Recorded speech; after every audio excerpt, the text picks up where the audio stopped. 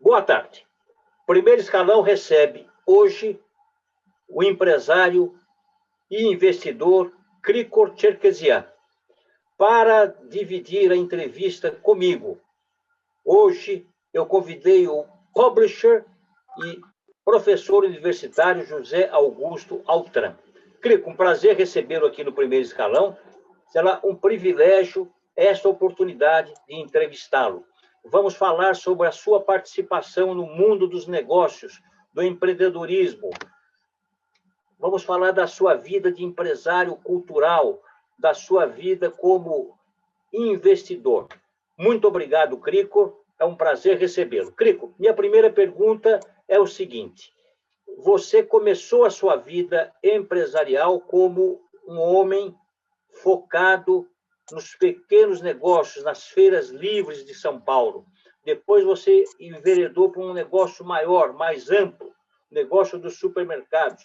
E aí você foi crescendo e entrou no negócio do grande varejo, uma grande loja chamada Ducal, a qual você presidiu durante vários anos.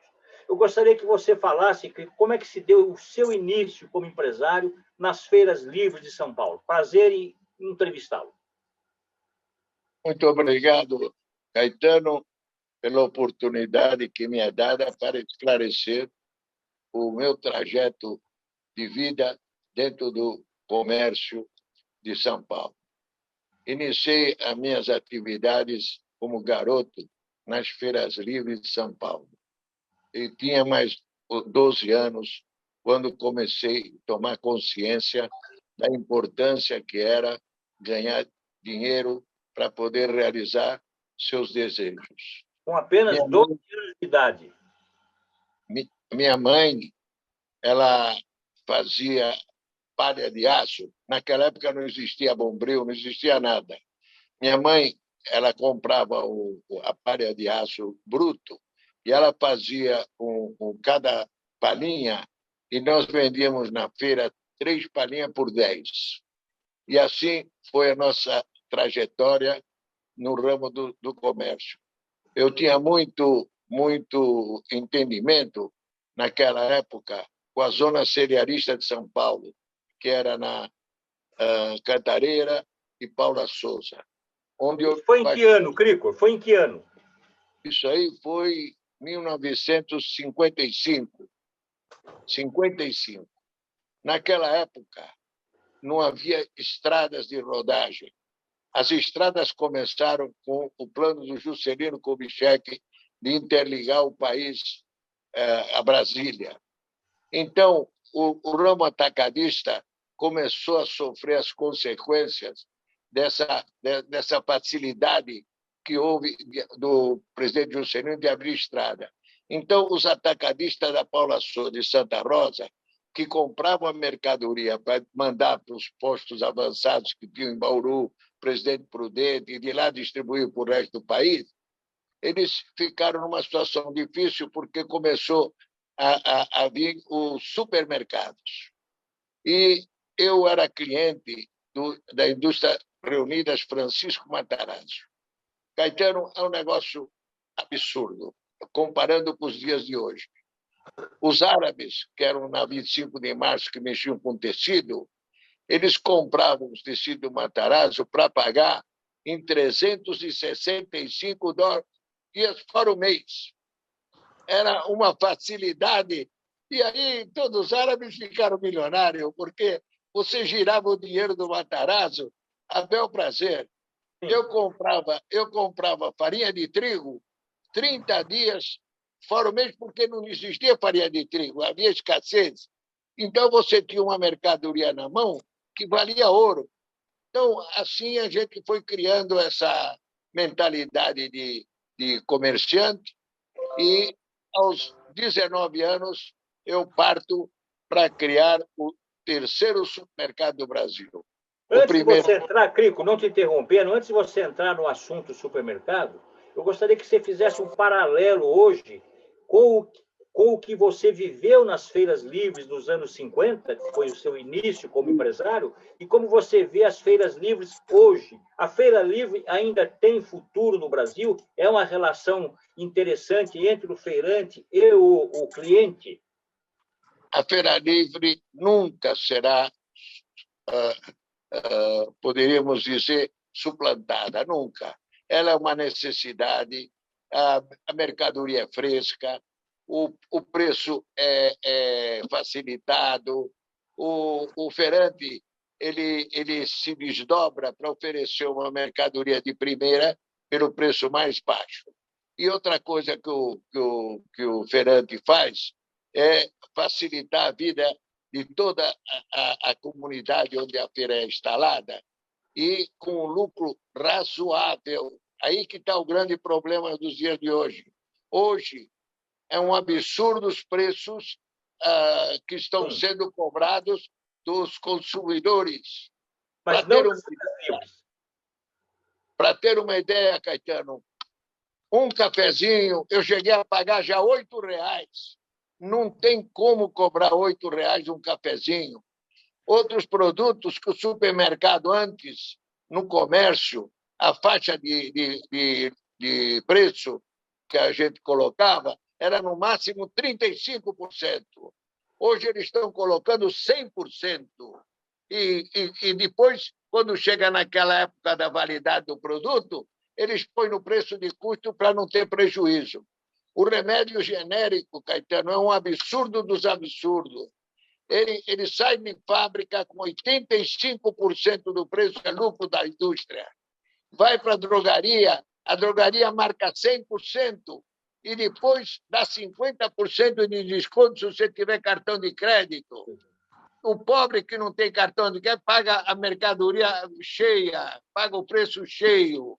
Essa é outra barbaridade que tem. Você vai trocar em miúdos, daqui a pouquinho você vai trocar em miúdos. Antes de passar a palavra para o José Augusto Altran, eu gostaria que você falasse sobre o seu ingresso no segmento de supermercados agora.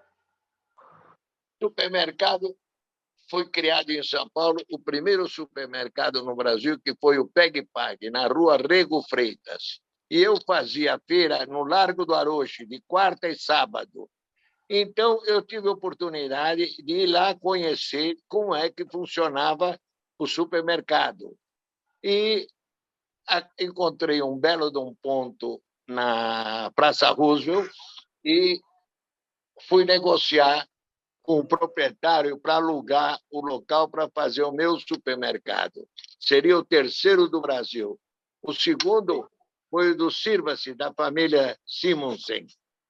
E aí consegui alugar o imóvel e montei o supermercado de uma maneira assim absurda. Não tinha planejamento nenhum. Naquela época, o supermercado não tinha geladeira especial, não tinha nada, era tudo improvisado. Então, eu consegui fazer um sucesso naquela região, naquela época, mas aí enveredei por outros caminhos e entrei na água mineral. Perfeito. E na água mineral eu tive a surpresa de que eu perdia dinheiro. E eu fui buscar as razões por que eu perdia dinheiro. Naquela época não existia plástico, a embalagem de plástico, que foi a salvação de muito produto. Eram umas garrafas muito mal feitas e no transporte de São Lourenço para São Paulo quebrava 10%. Esse 10% era o meu prejuízo. E eu tive que vender o meu supermercado, que fez tanto sucesso em São Paulo naquela época. Eu vendi o Abílio Diniz, e é onde nasceu o Pão de Açúcar. Então, pode dizer que o seu empreendimento, o seu supermercado, como é que se chamava o supermercado, Crico? Kiko. Seu supermercado, então, foi o embrião do Pão de Açúcar? Foi o embrião do Pão de Açúcar.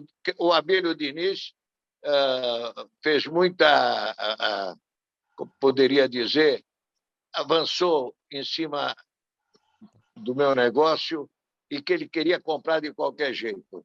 Mas ele dizia que não tinha dinheiro, que o pai dele tinha só uma doceria e dificultava a situação.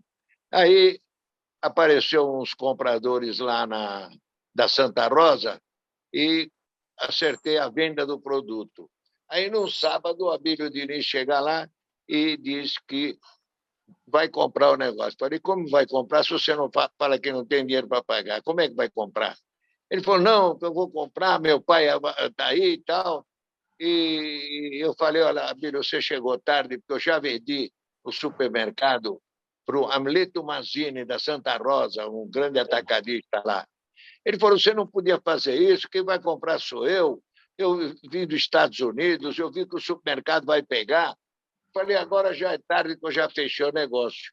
Na segunda-feira, o Amleto Mazzini deveria ir para a gente ir para o escritório. Eis Para que, de fechar o repente, negócio. para fechar o negócio do escritório de advocacia. Eis que, de repente, aparece o Mazzini lá e fala que vai desistir do negócio porque ele devia um favor muito grande para um português chamado Nestor Pereira Pina, que era presidente da Portuguesa, era Moinho Santa Rosa, Fubá, farinha de mandioca. E ele falou, em consideração ao meu amigo, eu vou abrir mão do negócio. Eu falei, pô, mas o senhor falou que é para os filhos, tudo. Falou, não vou poder fazer. E aí caí na mão do Abílio Diniz. O meu negócio, que estava naquela época fechando por 65 milhões, o Abílio Diniz me pagou só 38. E uma discussão grande. Ali nasceu o Pão de Açúcar. Bem, José Augusto Altran, publisher, professor universitário. Por gentileza, a palavra é sua, José Augusto. Olá, bom dia a todos. Prazer em recebê-lo. O prazer é meu em poder estar aqui com vocês nesse bate-papo.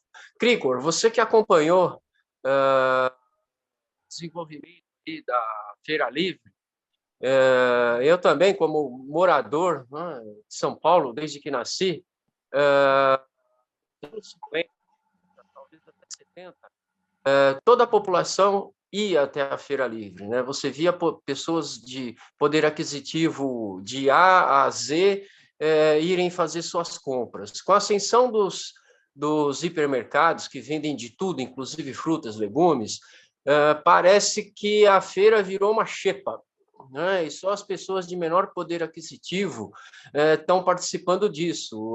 E aproveitam para...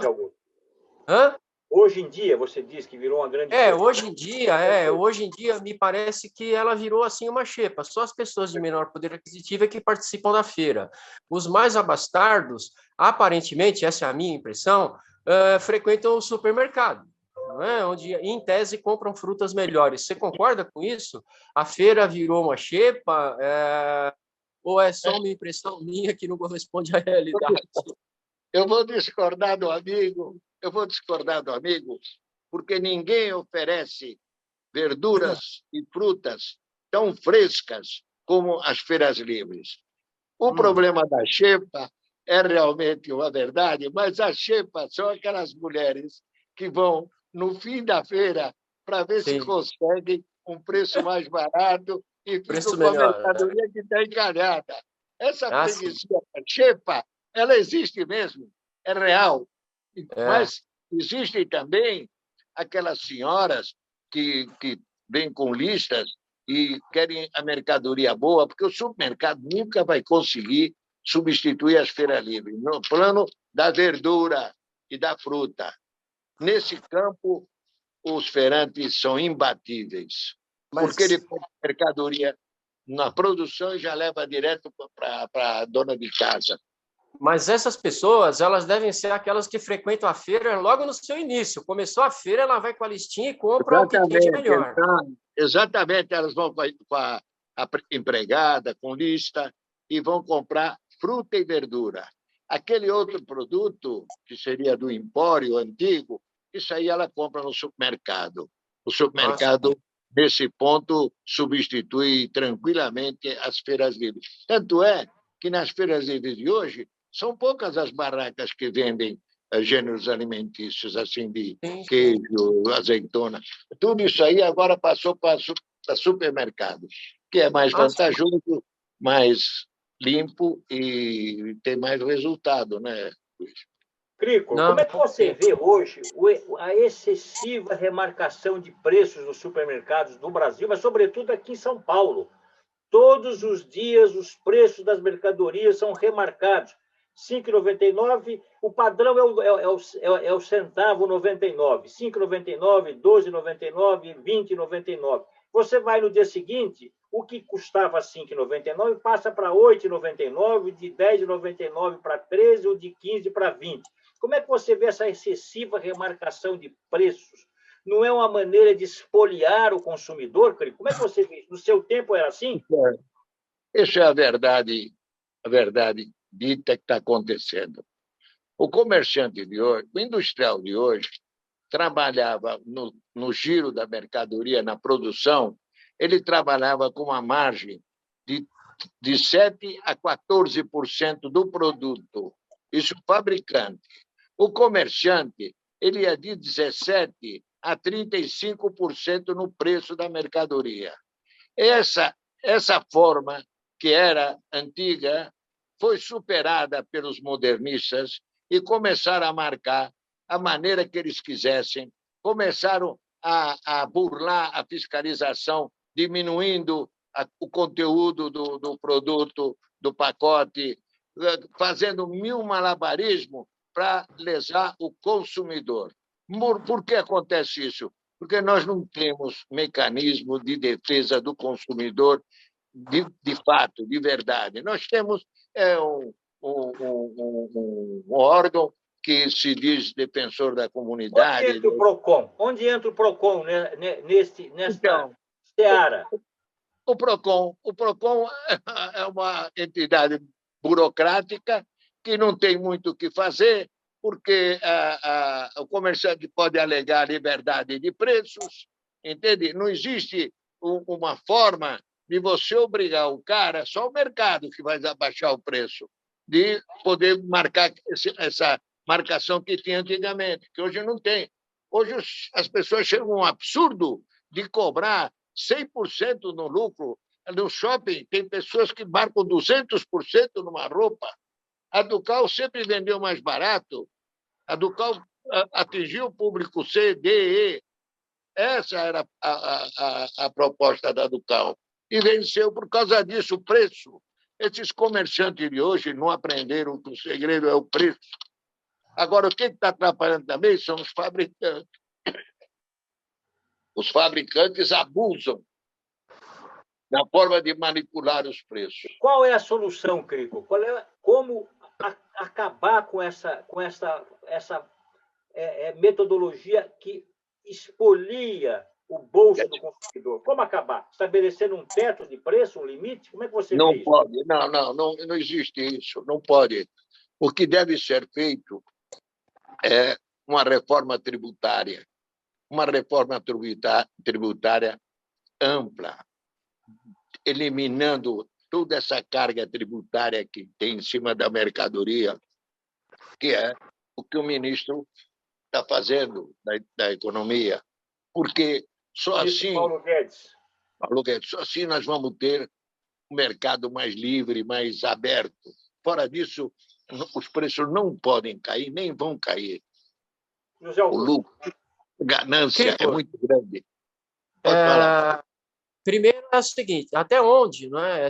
Eu ia te questionar até onde essa questão da reforma tributária do Guedes pode ajudar todos os setores de uma maneira geral, e como a questão da entrada dos mercados internacionais, principalmente a China, no ramo de tecido, vestuário, abalou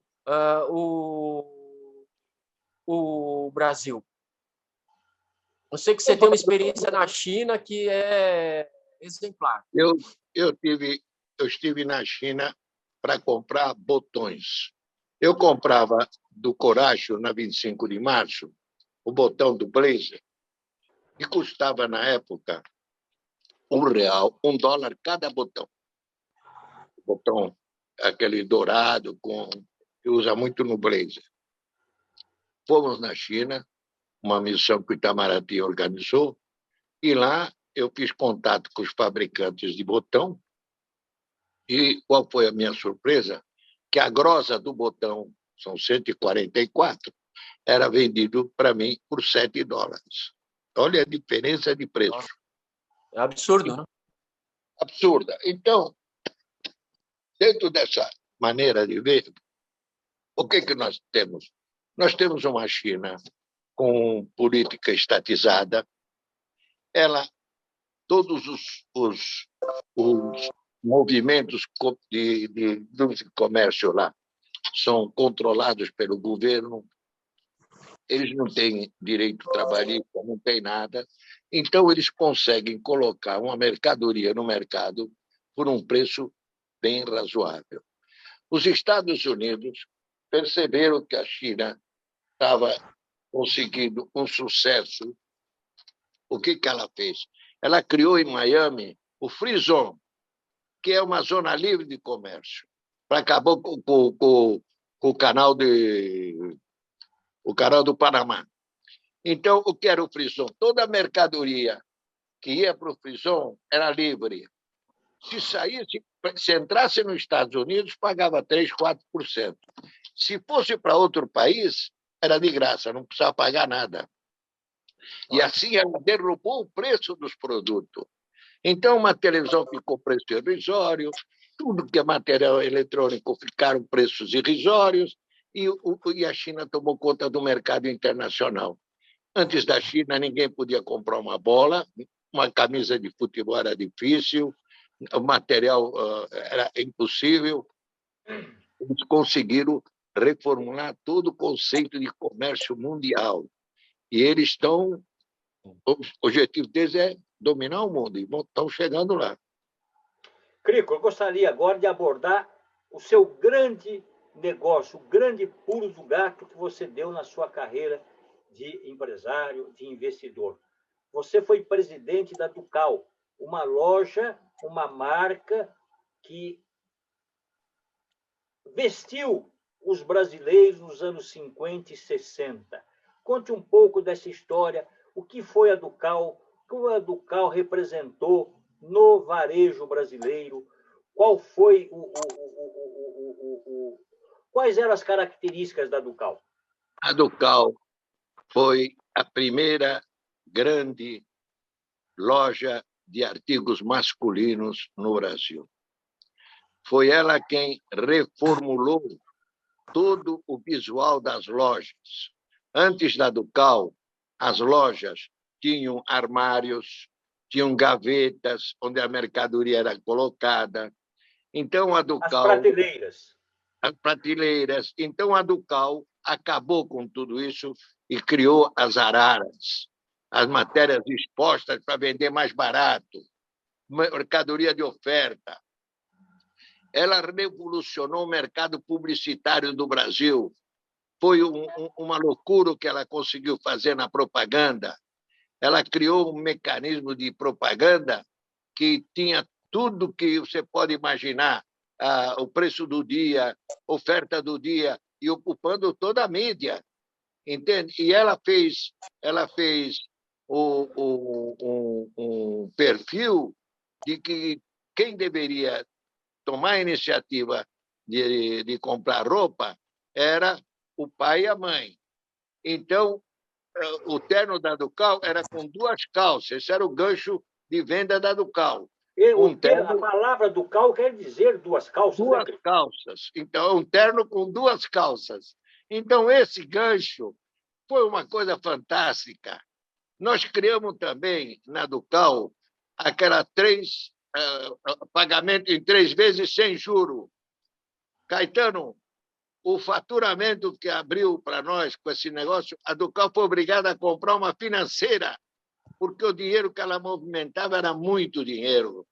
Então, enquanto os comerciantes de hoje querem aumentar o preço, a Ducal, naquela época, já baixou os preços. E todo mundo teve acesso a comprar roupa. Entende? Era comum pessoas das mais variadas trabalharem na Ducal. O ex-ministro do Exército do Brasil, Leônidas, foi vendedor da Ducal. Teve um problema no Exército, saiu, foi na Ducal, pediu emprego, arrumou. O presidente Sarney era fiel comprador da Ducal, usava o jaquetão, 4 botões, não sei se você está lembrado, Caetano. Me lembro, o Zé Augusto também usou muito esse jaquetão. Então, a Ducal, ela revolucionou. Não teve nenhum setor onde a Ducal não revolucionou o seu trabalho. Quais foram os garotos propagandas da Ducal? Quem você contratava como modelo para divulgar os produtos da Ducal? Então, foi o casal Glória Menezes com Tarcísio Meira, o Jô Soares. Jô Soares fazia um festival de grandes nomes, ele fazia apresentação. A Ducal foi a primeira a mobilizar os artistas a fazer propaganda. Não E no tinha segmento antes. esportivo, quem que você usou? Quem emprestou o seu nome para a Ducal? O nosso grande vendedor, agente de publicidade, foi ninguém mais que o Pelé. O Pelé era uma figura mágica naquela época e a gente lançava ternos com padrões diferentes. Sim. E o Pelé assumia a responsabilidade de vestir para fazer a publicidade. E o produto que o Pelé, naquela época, fazia propaganda, aquele corte, era campeão de venda. Era um negócio fantástico. Emerson Fittipaldi também foi também participou, era campeão, também o Emerson Fittipaldi. A Ducal era o porta-retrato do Brasil, do comércio. Agora, hoje, essas personagens, ou esses personagens, quando emprestam seus nomes para uma propaganda, cobram milhões de reais. 1 milhão, 2 milhões, 3, 4 milhões, 5 milhões. Garanto que naquela época não era nada disso. Não era nada disso. Você pode falar sobre isso? Eu posso falar, porque a coisa toda foi para o lado da comissão por produto vendido. Então, esse era o cachê dos seus garotos propaganda? Naquela época era irrisório, não tinha nada. Era irrisório. O Pelé, com os problemas dele, toda hora estava com o caixa baixo. Então, para você ter uma ideia, uma firma de sapato ofereceu para a Rita Lee um percentual por venda de cada par de sapato. E ela não aceitou porque ela não faz propaganda que interfere nas crianças. A Xuxa aceitou. E a Xuxa fez a propaganda para essa firma de sapato. Numa campanha de 3 meses, a Xuxa embolsou 9 milhões de reais, que na época era 1 por 1. 9 milhões de dólares. Esse é o volume da venda, onde tem a participação, porque acarreta um lucro bom, todo mundo quer fazer, e para a firma também é bom, ele sai do lucro sai o preço que vai pagar. Não onera o produto muito. José Augusto Altran, por favor. Cricor, você tocou num detalhe que eu acredito seja muito importante hoje para o varejo, para o pequeno e grande varejo, que é a relação dele, né, com o mercado financeiro. Né? Me parece que naquela época o mercado financeiro se comportava de uma maneira, vamos chamar assim, mais civilizada, menos águia do que é hoje. Mais tranquila, né? E parece que hoje o mercado financeiro também avança em cima de boa parte do que poderia ser o lucro desse comerciante varejista, não é? Infelizmente, a verdade é essa. Naquela época, eu descontava título no Banco do Brasil na base de 2,5% ao mês. Naquela época, só para situar, que ano foi isso? Que década foi isso? 65, vai. 65. E os bancos particulares cobravam 3,5%. Então, todo mundo ia atrás do Banco do Brasil, que ele socorria os empresários com um juro bem mais baixo. Os tempos mudaram, os bancos ficaram muito espertos, começaram a impor determinadas despesas na conta corrente de quem pega o dinheiro, e a pessoa fica atrelada a isso, e não tem saída. Os cartões de crédito quebram a família, quebram a indústria, quebram o comércio, quebram tudo. Então, essa reforma que o ministro quer fazer tem que ser feita, custe o que custar. Os bancos, esse governo já abaixou o PIX, já prejudicou os bancos, mas assim mesmo eles dizem que tem que cobrar juro alto por causa das pessoas que dão prejuízo para o banco. O banco que arca com prejuízo não repassa para os outros. Até porque está no balanço deles essa conta prejuízo. Eles cobram duas vezes. Eles cobram duas vezes. Exatamente, Augusto. Mas porque eles cobram do consumidor, do cliente deles, e depois no balanço colocam lá, não é, perdas estimadas, e aí você paga, na verdade, duas vezes.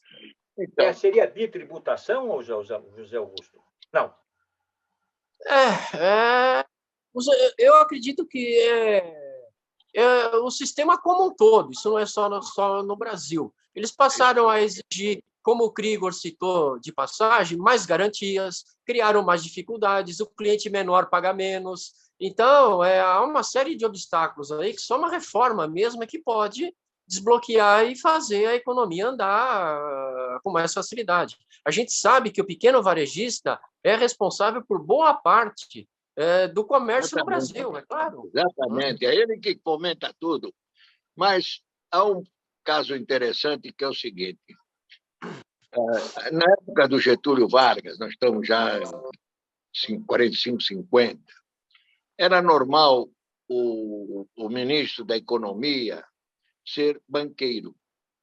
E, geralmente, era banqueiro de São Paulo, do Norte, Nordeste e tudo.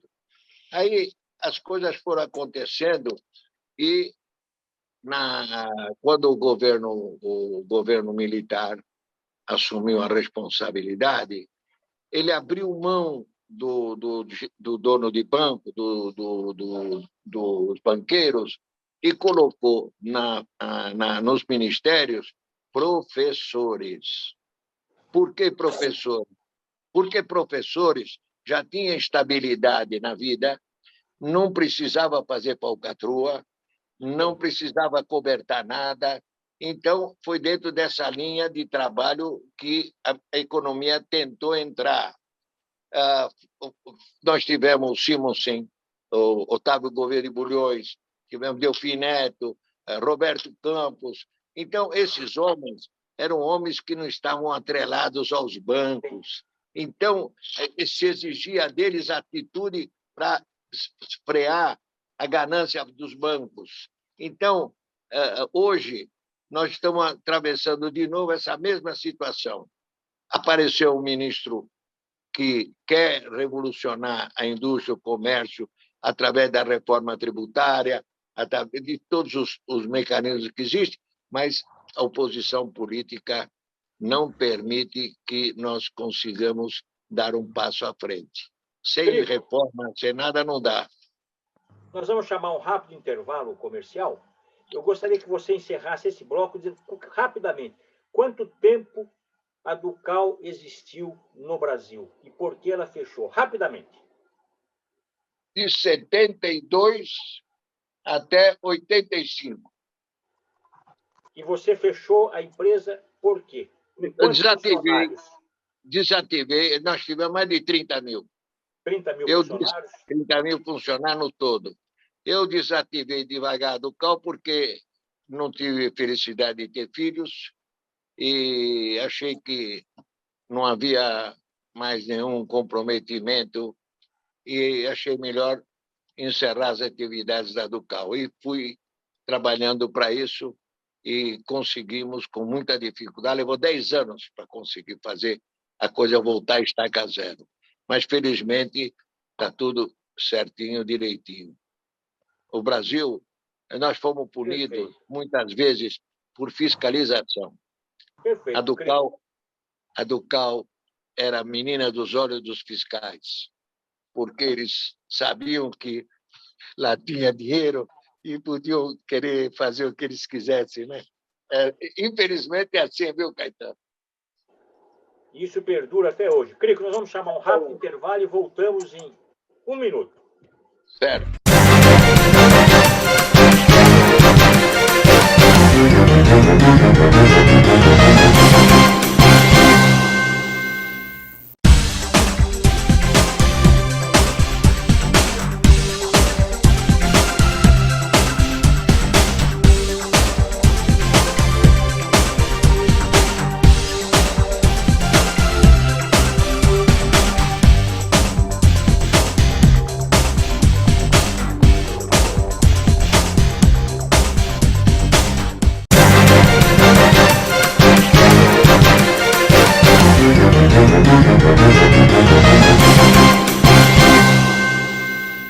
Bem, voltando, Crico. Segundo bloco, primeiro escalão, recebendo o empresário Crico Cherkessian com a participação do publisher e professor universitário José Augusto Altran. Crico, nós vamos colocar no ar agora 2 perguntas do jornalista João Costa, que eu gostaria que você respondesse. Crico, com base em todo o repertório de conhecimentos adquiridos ao longo da vida no setor de varejo, por que você não pensa em fazer uma biografia da sua vida? Obrigado. Crico, quais são as principais características e atitudes que o empreendedor precisa ter em meio à pandemia para obter sucesso? O problema todo, Caetano, é a sua que... biografia e a sugestão para quem quiser empreender em meio a essa pandemia. Sim, eu estou trabalhando para tentar escrever um livro onde eu devo demonstrar todo o trajeto que eu tive que fazer para poder realizar os meus sonhos, meu desejo. Dentro de talvez mais um ano, eu devo lançar esse livro, que vai ser um livro muito interessante para quem quiser aprender como que deve ser o desbravador, o empresário que tem que arriscar. Não existe empresário que não arrisca, tem que arriscar. Isso é o que eu estou tentando. E com relação a outra pergunta, Caetano,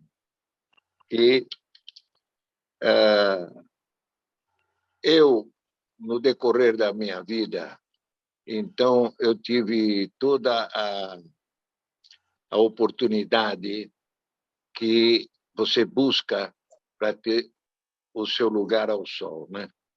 Sim. Eu consegui, com muita dificuldade, tomar iniciativas de empresarial para facilitar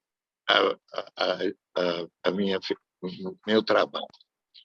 Hoje, Caetano, eu já estou afastado das atividades comerciais, mas tenho muito interesse em abrir caminho para esse pessoal que quer iniciar suas atividades no meio empresarial. O que você recomenda para quem quiser empreender? Então, Caetano, não é possível você iniciar uma atividade com essa carga tributária, essa fiscalização criminosa que impede o coitado de fazer o dinheirinho trabalhar. O ambulante de ontem é o grande empresário de amanhã. Se você pegar todos os caras que venceram, você vai ver que eles começaram tudo com uma portinha pequena e venceram. Então, não pode o Estado ficar em cima do pequeno empresário, como aconteceu agora com o governo de São Paulo, fechando e liquidando mais de 50% do comércio de serviços. Isso é um crime, porque você, para abrir uma porta, leva muitos anos para você estudar, tem que ver a viabilidade, não pode impedir a pessoa de trabalhar, devia ser livre o comércio no país. Foi assim que o Brasil cresceu, foi assim que o Brasil se tornou a 8ª economia do mundo, Por que vem com regulamentações de outros países e quer impor aqui no Brasil? Está errado, não vai dar certo. O povo precisa se mexer. Em nenhum país do mundo você vê o povo fazer o que o brasileiro faz. O brasileiro, coitado, se vira, é na rua vendendo limão, é vendendo qualquer coisa para poder sobreviver. E vem a fiscalização pegar essa gente aí. Que loucura é essa? Verdade. Né? Crico, vamos falar agora sobre a sua vida de empresário cultural. Eu vou passar a palavra para o José Augusto Altran. Crícora, você tem uma participação aí importante e influente em diversas áreas aí da política cultural do país, né? A gente gostaria de saber, a princípio, primeiro, que você contasse um pouquinho sobre isso, e sem dar spoiler, teu livro para o ano que vem aí vai bombar, porque a gente sabe que você teve aí participações importantes na vida cultural brasileira. Conta um pouco aí para a gente desses seus empreendimentos culturais. Zé, a grande verdade é a seguinte: eu fui guindado a um cargo dentro da Universidade de São Paulo, e onde eu trabalhei durante 7 anos, acompanhando as distorções que se verificavam no andamento da formação do caráter do povo brasileiro. Era um projeto que vinha lá de Brasília, que dizia o seguinte, que era preciso formar um caráter para o povo, para libertar o povo dessa situação que fica agregado e não sai daquilo. Então, trabalhei nesse projeto, valeu muito. Tenho mais outras atividades que aconteceram, que vai ser tudo objeto de um futuro livro sobre a infiltração comunista na Universidade de São Paulo. Quem era o reitor na época, Crico? Miguel Reale. Foi ele quem me deu a oportunidade, porque o ministro Jarbas Passarinho, numa das viagens a São Paulo, se queixou ao professor, o Miguel Reale se queixou ao ministro, dizendo que encontrava muita dificuldade na solução dos problemas da USP junto ao MEC. O MEC não mostrava nenhum interesse em solucionar os problemas que a USP estava enfrentando, inclusive regularização de cursos de pós-graduação. Existia naquela época, nas gavetas do Ministério da Educação, 38 cursos de pós-graduação que estavam arquivados, e os estudantes já estavam fazendo, não precisavam receber o título. Então, o professor Reale fez essa comunicação. O ministro me sugeriu, por que você não põe um assessor de segurança e informações e ele vai poder resolver tudo isso aí com tranquilidade? E assim eu fui nomeado e durante 7 anos eu fiz esse trabalho, regularizamos todos os cursos de pós-graduação.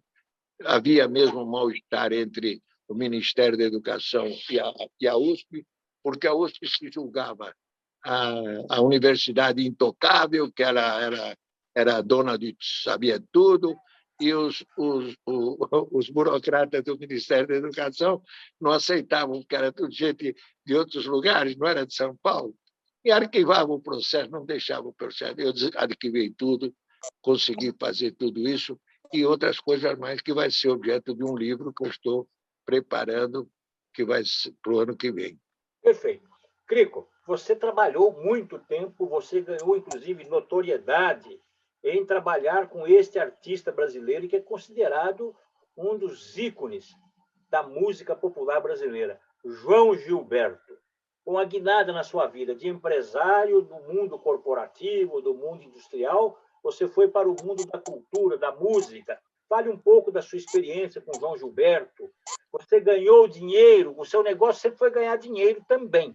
Você trabalhou com João Gilberto, você ganhou dinheiro com João Gilberto? João Gilberto foi um acontecimento importante na minha vida.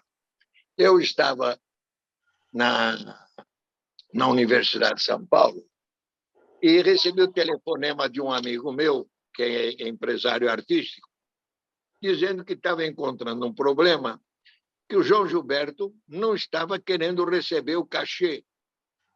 Ele tinha feito um especial para a televisão brasileira e, na hora de receber o cachê, como ele tinha falado muito no telefone, o empresário colocou aquela despesa na conta do cachê. Então, o João se negava a receber esse dinheiro. Então, eu fui escalado para tentar solucionar esse problema. E liguei para o João no Hotel Eldorado. Falei, João, meu nome é Cricor, eu fui indicado para resolver a pendência com você. Eu gostaria de conversar contigo para a gente ver o que dá para fazer. Falei, então pode vir aqui no hotel, vamos conversar. E fui lá no hotel, me apresentei, eu sabia o que ele representava, quem era ele no mundo musical, em termos de mundo, não de Brasil, mundo. Então, ele falou, não é justo, porque eu trabalhei para fazer o show e pegar a despesa que eu telefonei para os arranjos, tudo, e botar na minha conta. Eu falei, João, a Rede Tupi, que fez o programa, vai quebrar. É questão de dias. Você pega esse dinheiro e depois discute. Não deixa esse dinheiro, vai voltar para a TV Record, a TV Tupi. A TV Tupi vai sumir com esse dinheiro. Ele falou, você acha que é isso mesmo? Eu falei, não tem outra. A Tupi está se desmanchando, então esse dinheiro teu está na mão do empresário e ele está segurando, ele não quer devolver esse dinheiro. E para você ele pode pagar, então eu topo. Aí eu fui, peguei o dinheiro e levei para ele e fizemos uma... E uma... aí teve início a sua parceria com o João Gilberto? Ele fez... E ficamos durante mais de 15 anos comandando todo o processo do João. E como é que era a relação com o João Gilberto, que era visto como uma pessoa, um artista difícil de relacionamento?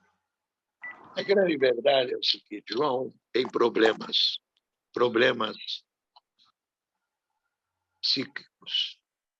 Então, era uma dificuldade muito grande, muitos problemas aconteciam. E quando acabou o dinheiro, esse dinheiro, ele entra no hotel e não sai mais. Ele tinha problemas. Então, o dinheiro acabou, ele falou para mim, o meu dinheiro acabou. O que a gente pode fazer?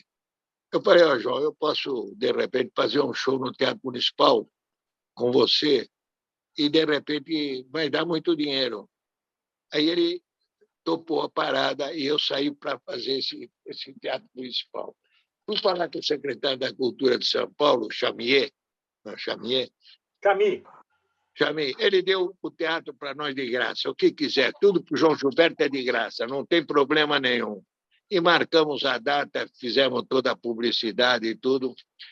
Na véspera do show, o João chega para mim e fala, amigos, negócio, eu quero receber o dinheiro antes de entrar no palco. Eu falei, João, foi combinado, eu e você, eu estou fazendo isso aqui para quebrar teu galho. Agora você vem com uma conversa dessa para mim? Eu acho que não está certo. Ele falou, negócio é negócio, dinheiro é dinheiro. Falei, tá bom. Aí fui no Teatro Municipal sacar o dinheiro para dar para ele. O Teatro Municipal falou, ele é uma pessoa difícil, ele pode não vir fazer o show, eu não vou liberar esse dinheiro. Quem vai ficar com esse dinheiro, nós vamos ficar aí até ele fazer o show, depois nós liberamos. Falei, porra, mas aí como é que eu vou pagar ele? Ele quer receber para... O senhor se vira, porque daqui do caixa não pode sair do Teatro Municipal. Falei, tá bom. Aí liguei para o meu amigo Manuel Poladian. Poladian, aconteceu isso. Ele falou, não tem problema, vou ligar para o Municipal e vou assumir a responsabilidade pelo dinheiro.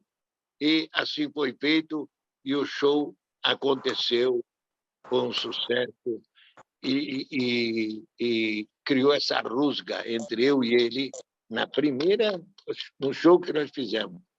E no decorrer do tempo eu fui vendo a dificuldade que ele tinha para fazer show. Nunca ninguém percebeu isso, nem sabia. As coisas aconteciam.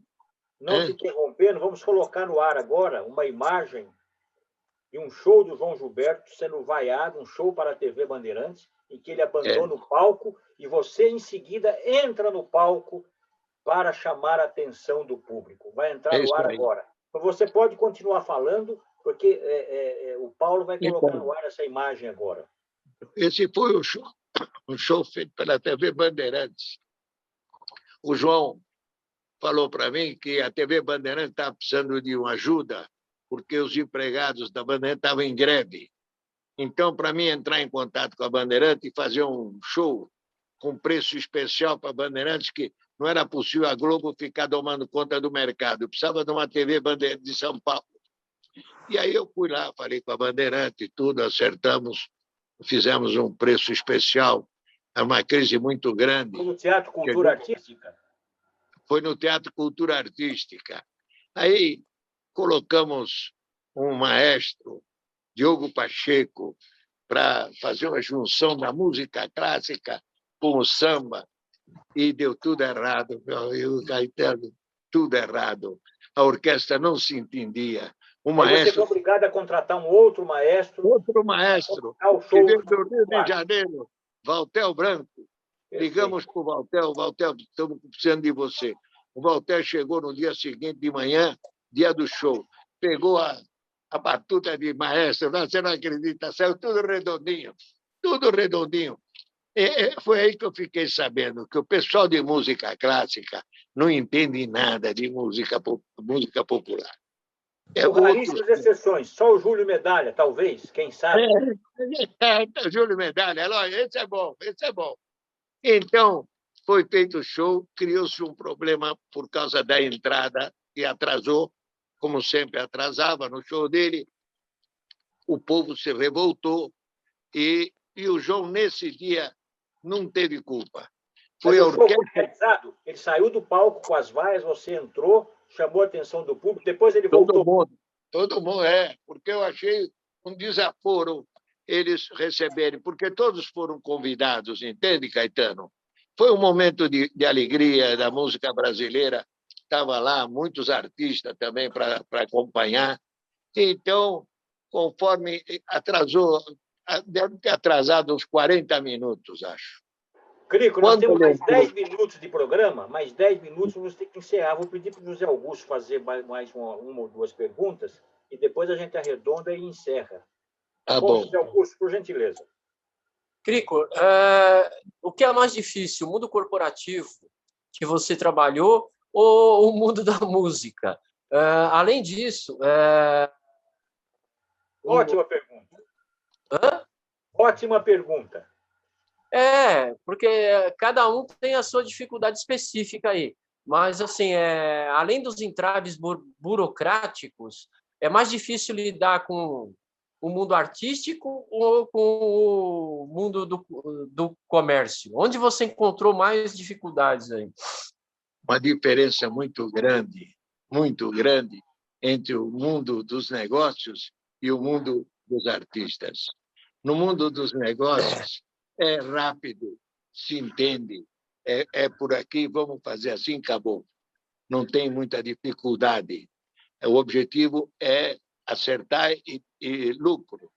Já no mundo dos artistas, é uma confusão terrível. Eu me lembro cada coisa que acontecia. A voz do cara não sai, tem que tomar mel, tem que chamar médico. O cara cria problema que é toalha cor-de-rosa, roupa de cama azul. Se for cada um com seus problemas e medo de encarar o público, eles têm medo. Então, é um mundo completamente distorcido da realidade. E acho que a questão do ego, né, Krigor, pega muito. O ego Muito. Eu fui conversar com um cantor muito famoso no Hotel Brasilton. E minha surpresa é que ele prendeu a namorada dele no quarto. E a conversa A conversa demorou um pouquinho e a mulher dele lá, a namorada dele, começou a bater na porta. Abre a porta, me tira daqui. Ele tem uma noção totalmente errônea a respeito de relacionamento humano, porque eles vivem num outro mundo totalmente. João Gilberto também era assim. João Gilberto, eu ia lá conversar com ele, ele trancava a namorada dele num quarto e a mulher soltava os berros depois de 1 hora, 2 horas de conversa e gritava. Então, é tudo irreal, irreal. É mais difícil, porque... Não, é porque me parece que no mundo dos negócios o objetivo é destravar e fazer a coisa acontecer. Ao contrário desse outro mundo onde parece que dificultar é complicação. Então, o camarada, o João foi fazer um show nos Estados Unidos e na primeira fila tinha uma mulher comendo pipoca. E ele olhava aquela mulher, ele não conseguia se concentrar.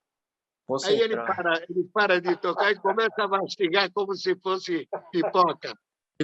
Aí todo mundo lá... Esse era o João Gilberto, né, a mulher jogou a pipoca embaixo da mesa e um cara saiu de lá de trás, foi até o palco e falou: olha, eu viajei 200 quilômetros para ver o maestro tocar.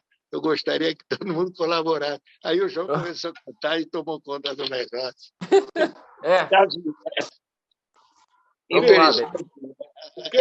Nosso programa, o tempo já está no limite. O que você espera do Brasil nos próximos anos? Governo Bolsonaro, ano que vem, eleições 2022, eleições para a presidência da República, eleições para governos estaduais, para deputados e senadores. Qual é a sua avaliação, sendo rapidamente a sua resposta, para as próximas eleições? Caetano, eu acho que o Brasil acordou. O Brasil não é mais aquele gigante adormecido. O Bolsonaro conseguiu mobilizar toda a população brasileira a exigir reformas, exigir direitos, exigir trabalho, exigir justiça. Então, Bolsonaro será novamente reconduzido ao cargo de presidente em 2022 e o Brasil vai eleger uma nova turma de deputados, senadores, diferente das que está aqui. Essa turma de agora são considerados despachantes de luxo. Eles fazem jogadas para prejudicar o orçamento da República, impedindo o presidente de conseguir os objetivos. Tudo isso, na próxima eleição, deve mudar. Por quê? Porque vai haver o confronto de ideias. E o Bolsonaro vai ganhar, porque o Bolsonaro carrega a bandeira do Brasil, é um homem íntegro, honesto, trabalhador, patriota. Mas tem um detalhe, Crico, tem um detalhe, respeito a sua opinião, mas como é que você vê a gestão da problemática da Covid-19 no Brasil, da vacinação? É um problema que caminha para diversas tendências. Tratamento precoce, tem os contra, tem os favoráveis. A vacinação está atrasada, não está. Como é que você vê? Virou um ato político. Agora, os Estados Unidos formou uma comissão, 90 dias, tem que dizer para o governo americano o que a China fez com esse negócio do Covid aí. Como é que apareceu isso?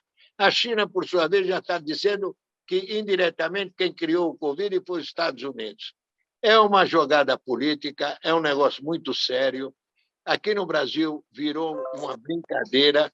A Globo só coloca pessoas contra o Bolsonaro, as outras televisões estão mostrando mais abertamente o problema que existe.